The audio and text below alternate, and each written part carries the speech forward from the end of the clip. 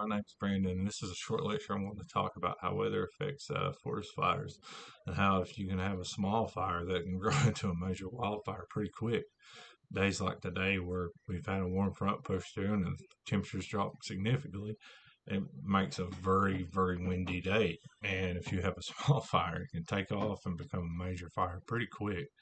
But temperature and relative humidity are always main ingredients to the pie. High temperatures tend to dry out the woodlands and dry out fuels, your leaf litter, forest clutter, and things like that. And that's when the drier it is, usually the worse, more your chances go up. But that usually comes with your low, dry, relative humidity days is worse here. Air dry too, the dry air pulls moisture out of the fuels and woodlands a lot faster, and it makes it more easy, more conducive to fire starting. And wind, which is always a big driver. When I was a kid, my aunt it was during fall, and we had this broom sage growing that grows around here a lot in eastern Kentucky. And she just had a small fire just burning up cardboard boxes and stuff on her property.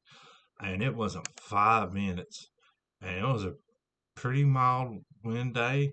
Then all of a sudden the winds just picked up and that fire was gone up the mountain in a blink of an eye. This is the craziest thing I'd ever seen, how fast it can get away from anybody. I mean, and it just happened. That's why we have in this area, well, pretty much other places too, have burn bans and you can't burn after 6 or just burn it all, especially in places like California. But what wind does increases the oxygen supply.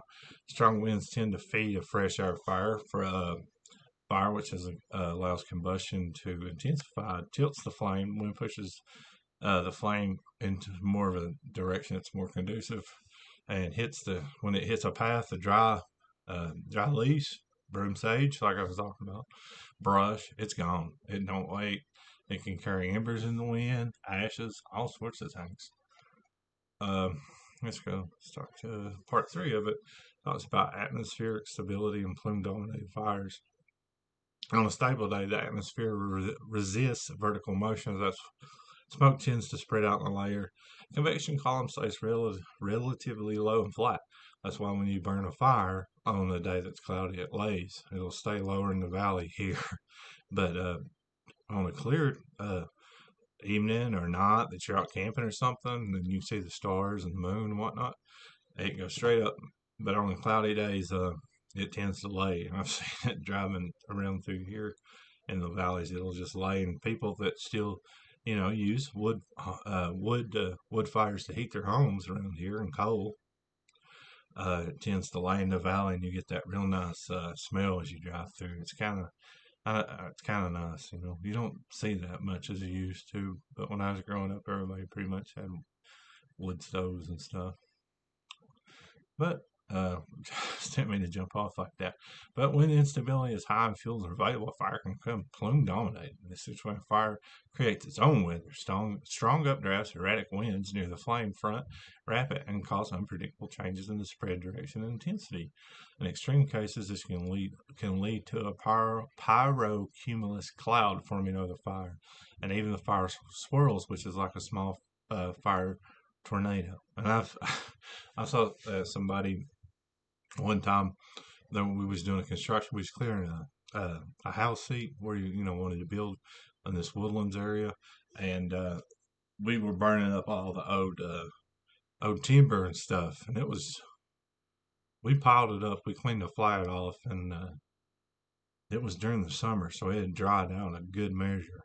And it was in July, so about September we come back to burn it and do the final touches on the land. But that thing, when we lit it and was clearing off all that old timber, it was the craziest thing I ever seen. You could see inside the plume as it went up, the fire just swirling and stuff in it. And it wasn't even a windy day, especially here. August, it's real dry, or August into towards September, and there wasn't much wind. And it was the craziest thing I ever saw. If it had been fall, that fire would have got away from. You can't burn nothing like that here during that time of year. But that's pretty much all I have to say about how weather affects forest fires.